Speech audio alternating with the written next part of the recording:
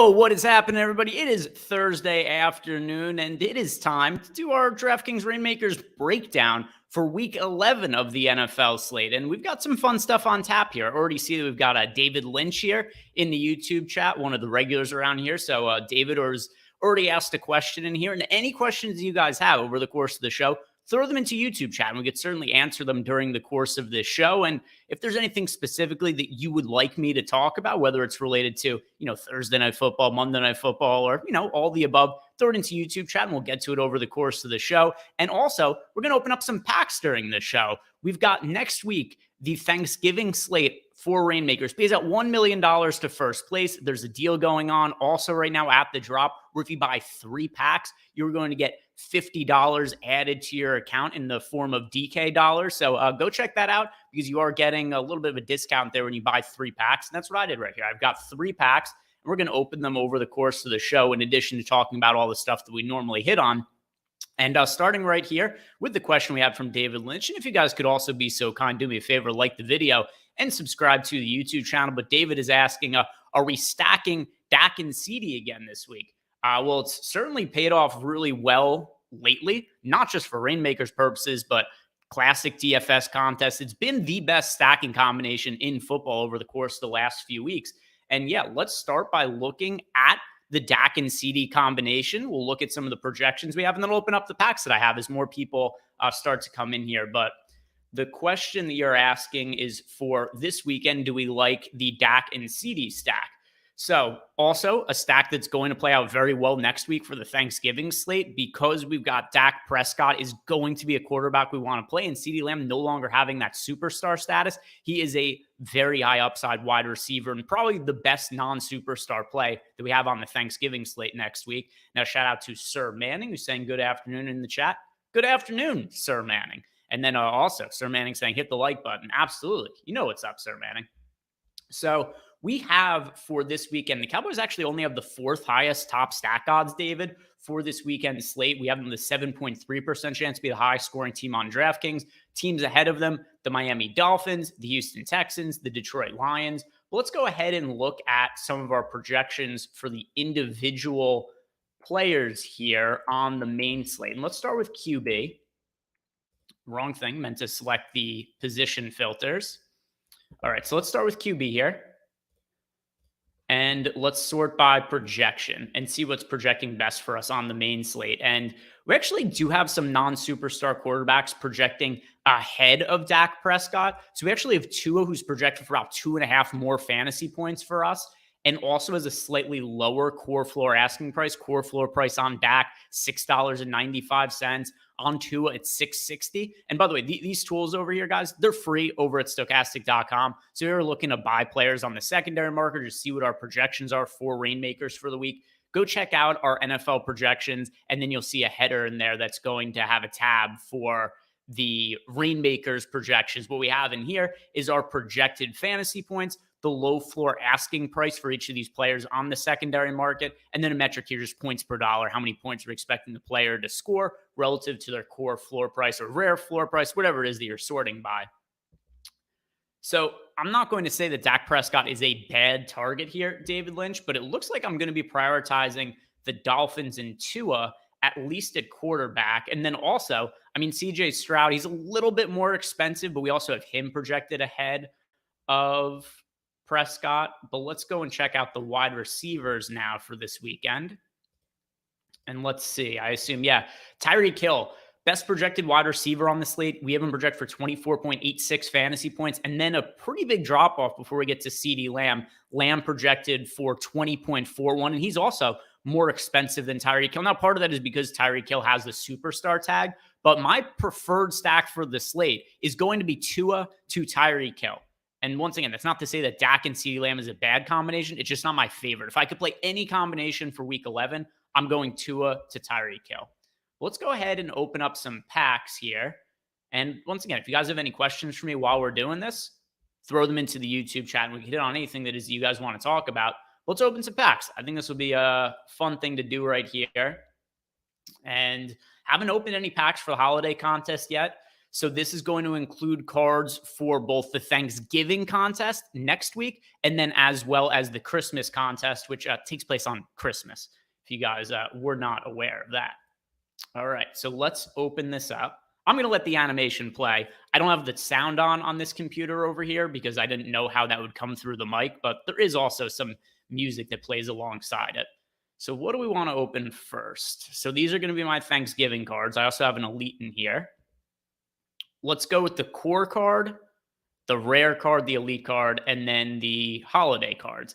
And Sir Manning also said, I hate the Cowboys, just don't trust them, LOL, but I will have a few stacks with Dak and CD for sure. Yeah, I've been trying to get to Cowboys stacks for a little bit here, and then especially for Reignmakers purposes, we've been talking about CD Lamb losing that superstar status. And it's funny, like as soon as he lost that superstar tag, he became not just a superstar, but like the superstar wide receiver for fantasy purposes. All right, let's thought I had the volume turned off, but I don't. I don't know how loud that's coming across for you guys. Let me try to turn this down. And I don't even know how to turn the volume down on that computer. All right. So anyway, got an AJ Dillon here as a rare running back. It is Hunter Henry.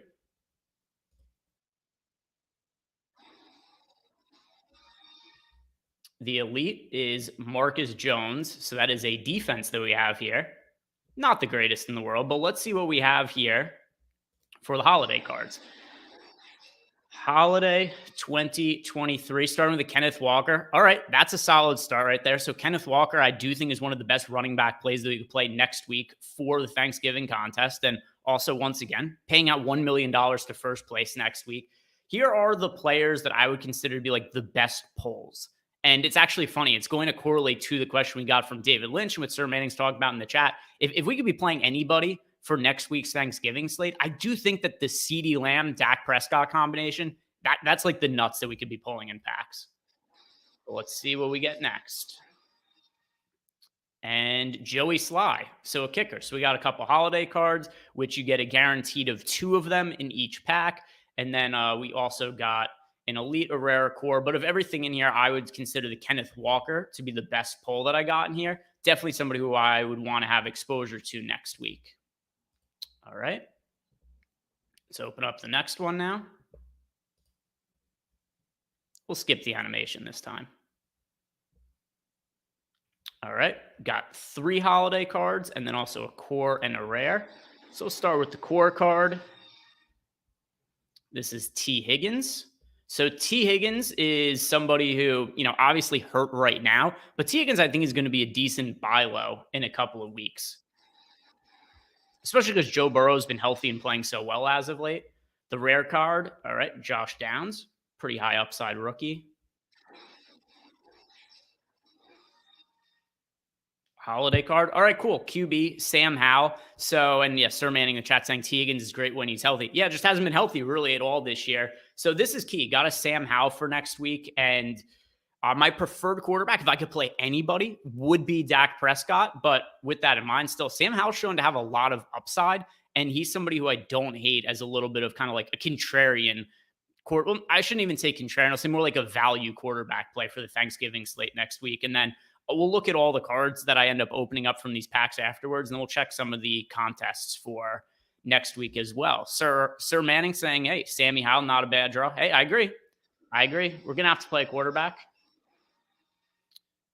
Got Jordan Brooks on all the defenses right now. And Jake Elliott, another kicker.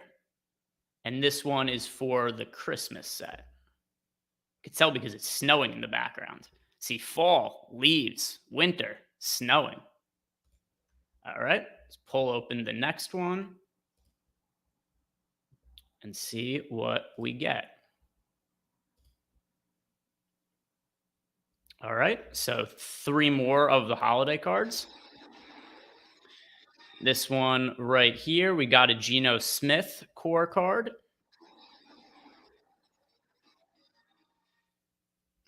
Deshaun Watson. Probably not the ideal time to pull a Deshaun Watson 2 days after he's ruled out for the season.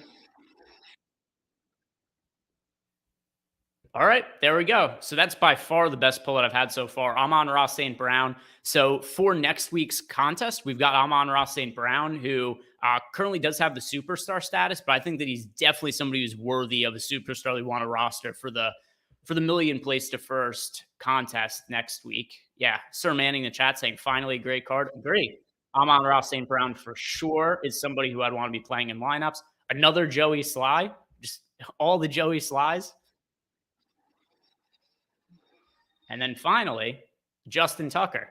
Boy, apparently I'm going to play just a ton of kickers for the holiday contest. But I'm on Ross St. Brown. Certainly a good pull in that. And if we go to the lobby now, we could go look at some of the players for next week and then what some of the prices are on them. And then we'll get back to talking about week 11. And also, we'll go more in depth talking about some Thanksgiving stuff next week. But if you guys have any questions for it now, throw it into the chat and we can talk a little bit about Thanksgiving. Something else also for our projections is that we don't have projections for next week's slate quite yet up on the site. But early next week, once we get to like Tuesday, we'll have projections through the week and also for Thanksgiving.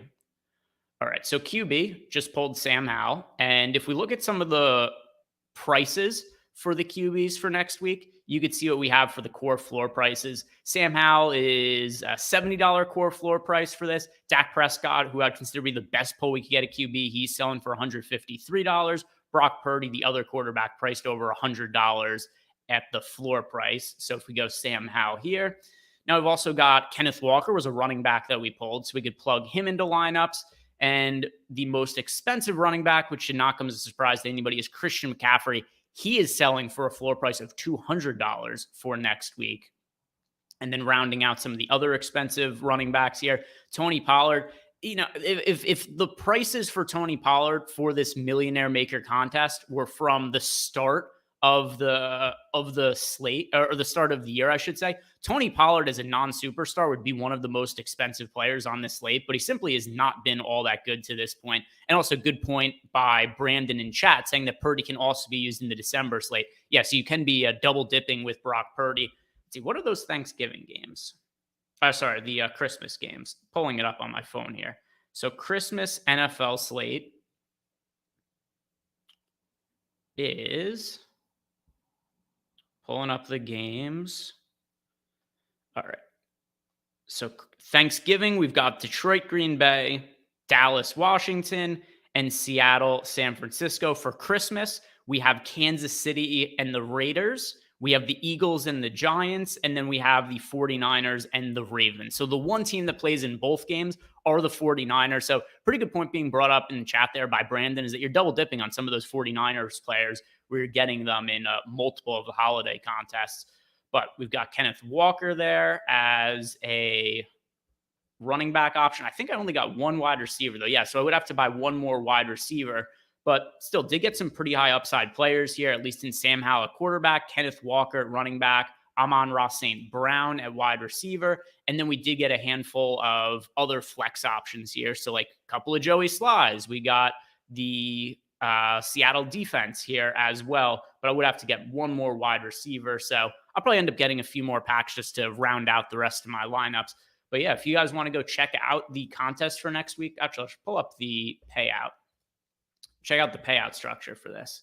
It is a $2 million prize pool. So somebody's winning $1 million next week because it's $1 million to first, 100,000 to second. So if you came in second, right, wouldn't be the end of the world. You'd be pretty happy with 100K, 50K to third, 30K to fourth, and the minimum payout is $200. So even if you cash but come in towards the bottom, you're getting back $200 there on Reignmakers. And when you get these packs, first three you purchase, you're getting $50 back in DK bucks. We'll talk more about Thanksgiving throughout the week and then next week as well. And some more questions coming into the YouTube chat. David Lynch, you're asking, if Tyreek Hill is the top superstar, who do you like at running back this week? Yeah, let's go and look at the running backs. All right, so pulling up running back. Look at all of the players on the main slate. Already have this filtered out. All right, so main slate running back sorted by projection. Christian McCaffrey is towards the top of the board here, project for 23.19 fantasy points, but there's a bigger gap between Tyreek Hill and all of the rest of the wide receivers than there is between Christian McCaffrey and all of the rest of the running backs. I really do like Jahmyr Gibbs, just beyond the fact that he's projecting well for us. Jahmyr Gibbs doesn't have superstar status as a rookie, and he's really, really come into his own for Detroit. So I'm going to pull up some of the game logs here of Jahmyr Gibbs. And even with David Montgomery back, we're still seeing Gibbs play a big role. I know earlier on the season that was not the case. There was some concerns with the workload of Jahmyr Gibbs, and coming into the year, I think all of us were of the opinion of, hey, they used draft capital on Gibbs. He's going to play a big role this year. And then he just kind of played second fiddle to David Montgomery. But he played so well when Montgomery was out that I think he's really just forced himself into a bigger role in this Lions offense. And you'll see that in his stats from last week, where even with David Montgomery back in the picture, Gibbs got 14 carries for 77 yards. He got goal line touches, so we ended up scoring 2 touchdowns. He was also targeted 5 times in the passing game, caught 3 of those passes for 35 yards. He's a very, very dynamic player out of the backfield, and he doesn't only have to be somebody who's strictly running in between the tackles. We've seen him go outside, and we've seen him be able to catch passes out of the backfield as well. So I do think Jahmyr Gibbs, even with David Montgomery back in the mix, is still somebody that we want to be focusing on, and our projections really show that. Project for 18.4 fantasy points. His low core floor asking price here is only $5, so he's not all that expensive. I don't know that people are going out of their way to go and get Jahmyr Gibbs, kind of evidenced by the fact that his, core floor asking price is only $5 here. His rare core price is $15. And given the upside we've seen from Jahmyr Gibbs, I do think he's somebody to go out and get. And then also, if you look at somebody like Austin Eckler, particularly if Keenan Allen doesn't end up playing. So Keenan Allen, who is dealing with a shoulder issue. Let me see if there's been any updates over the course of today while I've been on content. Last I saw, though, he was still questionable to play. And yes, that is the case. So Keenan Allen, no real updates on him yet. But what we do know is that he didn't practice yesterday. Brandon Staley said he's hopeful that Keenan Allen will be able to play this weekend. But that doesn't always mean anything because that's kind of like the coach speak we typically get. We hope that he could play. And of course you hope he could play. Why would you hope anything differently? But if he does end up being out, then we're really going to have to see the Chargers lean even more heavily on Austin Eckler. I expect it would come with an uptick in targets as well. So to answer your question, David, where you said, who do I like at running back this week? Well, if we're not playing Christian McCaffrey as our superstar, if I'm playing Tyreek Hill, well, then, we can't play McCaffrey and Hill. So I would say that Jahmyr Gibbs would be my next favorite option, but Austin Eckler projects slightly behind him for us right now in our projections. I would favor Austin Eckler over Jahmyr Gibbs if Keenan Allen is ruled out. And then we've got Fadunli Abbey. I'm sorry if I butchered your first name. I tried my best. Saying Goff and Kyler Murray for my QB this week. Your thoughts on that, Greg? So you have Goff or Kyler Murray. How good did Kyler Murray look last week? Right, looked mobile. The one thing I was thinking, and if you guys watch the tournament strategy show that I do with Neil Orfield every Saturday, we talk about the upcoming slate, and both Neil and I, we both liked getting to Kyler Murray as a contrarian quarterback because he was projected for low ownership and he was really cheap on DraftKings last week. But there was definitely some risk involved in terms of, he hadn't played in about a year. He's coming off a torn ACL, which at one point in time was a really devastating injury. And it's just not the case anymore with modern side. Like, obviously, guys have to miss a significant amount of time. They undergo surgery. But Kyler Murray looked really, really good last week and had no hesitation running the football. He ended up picking up a handful of yards on the ground. He looked, as good as ever, Kyler Murray. So with that in mind, I'm going to go towards Kyler Murray. And I think we have to think beyond just this 1 week individual, but also looking ahead. I think Kyler Murray is going to be a really, really strong fantasy asset the rest of the year. So Abby, I am going to go with Kyler Murray over Goff for this weekend. Both of them good options, though. Brandon wants to know, is Achane in the projections? Let's see. Is Achane in the projections? We do not have him in the projections right now. He will be in short order, but yeah, at this point in time, we don't have him in our projections right now. My personal take on Achane is, I know people have had this same back and forth debate going back to like the start of the season. I don't know how. Oh, good point. Brandon saying I'm on QB only. All right. What a donkey I am, right? Spell, got the wrong filter on. There he is. All right. Yes, we only have Achan projected for 3 fantasy points right now. I do expect that's going to come up as we get more information. But talking about Achan, here's the issues that I have with him. And it's the same debate that's been going on like the entire year that's around Achan. By the way, but shout out to Brandon for realizing that I'm an absolute idiot who's looking for running backs with a quarterback filter on. Appreciate you for shouting that out because every once in a while, we need an assist out there. Somebody has to be the Chris Paul to set us up. So when it comes to Achan, he's coming off a pretty significant layoff. We haven't seen him play in over a month, dealing with a knee injury. And even before the injury, his workload was not immense. He had massive fantasy games because he's averaging, let's see, what is Achan averaging per carry for the season? What is he averaging per carry? So it's close to 10 yards overall for the year. Achan is averaging how many yards per carry? Yeah, 12.1. Not sustainable. There's just no way he's going to continue to average 12.1 yards per carry. So the last 2 games we saw him play, he had 11 carries against the Giants for 151 yards. He had 8 carries against the Buffalo Bills for 101 yards. Let's say that he's like by a mile, the best running back in the NFL and averages 7 yards per carry. Something that I think most of us can reasonably say we don't think is sustainable. But let's just say that Achan averages 7 yards per carry. Those last 2 games against the Giants and Bills where he broke the slate for DFS purposes, if you say that he's going to be a running back who averages 7 yards per carry, not only the best running back in the NFL by a mile, the best running back we've ever seen in the history of the NFL, averaging 7 yards per carry.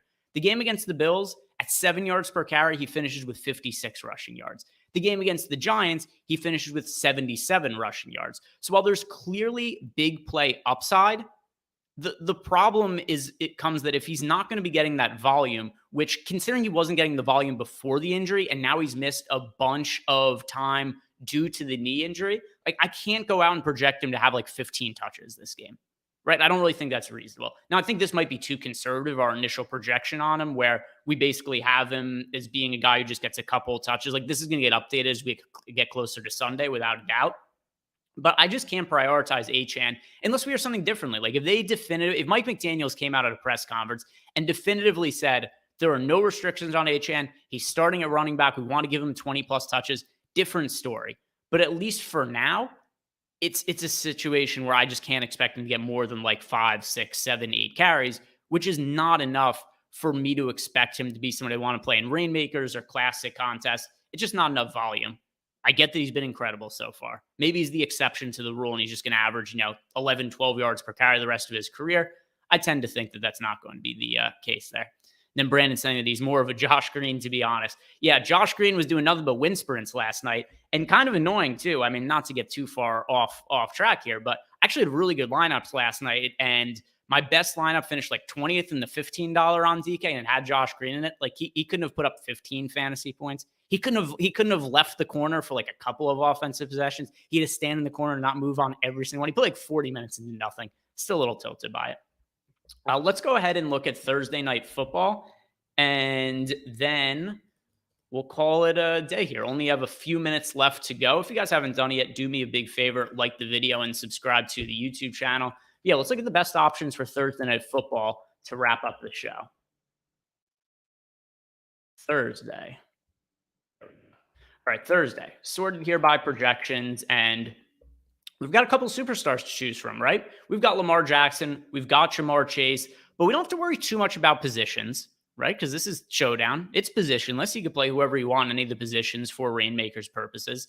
And, also, interesting follow-up. We got David Lynch saying, is it ever optimal to play 3 defensive players in showdown? Absolutely. So the one thing that I think is one of the most interesting strategies you could do with some of these, I wouldn't do it for Bengals Ravens, but when you get some of these games where it's like the Panthers are playing the Bears and it's like backup quarterbacks are involved, or you get another one of these, terrible games with the Jets and Zach Wilson or the Giants on Thursday Night Football, you could play multiple different defensive players in the same lineup while you're still getting fantasy points for the same defense. So to answer your question, David, the reason that it's optimal is because if the defense goes off, you have this massive correlation where you're getting the same fantasy points from the same defense multiple times. So yes, it's not for this individual matchup between the Ravens and Bengals that I want to do it, but there are certain matchups where I definitely think it's a very optimal and interesting strategy to play multiple defenses because you could play different defensive players from the same team, and those same points count multiple times. So if the defense goes out, you get a defensive touchdown, that touchdown is going to count 3 times for you. So yes, I do think it is. Now we have a choice, right? Lamar Jackson or Jamar Chase. And I know that we have Jamar Chase projected slightly lower, but like we're splitting hairs, right? His projection in our data is 20.74 fantasy points. It's 20.88 for Lamar Jackson. Here is why I prefer getting to Jamar Chase to Lamar Jackson. Here are other top projected players. Joe Mixon, Joe Burrow, Zay Flowers down here. I think there's a lot more correlation stacking up the Bengals side of the game than stacking up the Ravens side, which is why I'm more inclined to go Jamar Chase at the superstar with Joe Burrow over going to Lamar Jackson, especially because T. Higgins is out for the Bengals. I really like the correlation that we're getting with the Jamar Chase, Joe Burrow combination.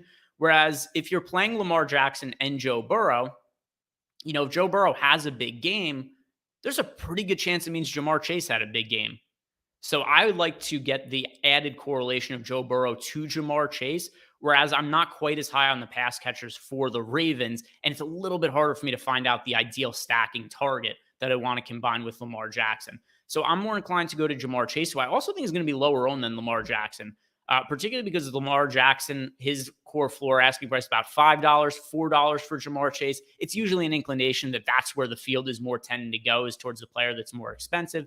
And then you got Joe Burrow here, $5.70 is a core floor price. So people obviously going to be getting to Joe Burrow, but that's for a very good reason. Here are the things that I absolutely think you need to play. You need to play either Lamar Jackson or Jamar Chase. My preference is Jamar Chase.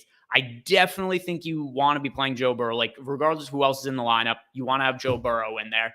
And then we run out the rest of the lineup. We got Joe Mixon as an option, Zay Flowers, Mark Andrews, Tyler Boyd. These guys are all kind of grouped together. And then we got Trenton Irwin down here. If you want to get really contrarian, Trenton Irwin core floor cards, only $1. He did score a touchdown last week. So there's clearly a little bit of upside in Irwin.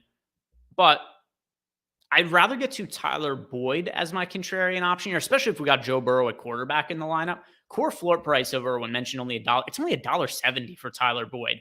It's $1.70 for Boyd. It's $5 for Mark Andrews. It is $2.50 for Zay Flowers. That's pretty reasonable. Joe Mixon only $2.99. But people are clearly not trying to buy cards of Tyler Boyd, or else his core floor price would be higher. So I think Tyler Boyd is the guy who we're going to play tonight to differentiate our Showdown Reignmakers lineups. Tyler Boyd, I like pairing him with Joe Burrow to differentiate some of those lineups. And that brings us to the end of the show, guys. Thank you very much for watching. We hit on a little bit of everything. We opened some packs for Thanksgiving next week. We also talked about Thursday Night Football, talked a little bit about the main slate, and hit on some of your questions. Guys, we do this show every Thursday at the same time. And anytime you ever have questions, YouTube chat is totally open. I answer every question you guys have and read all the comments. So I really do appreciate it. I hope you guys have a great week. And tonight, check out all the content we have on the YouTube channel. We're going to have NBA Live Before Lock, NFL Live Before Lock, covering the Showdown contest. So check all that out as well. Guys, thank you very much for watching. Have a good day.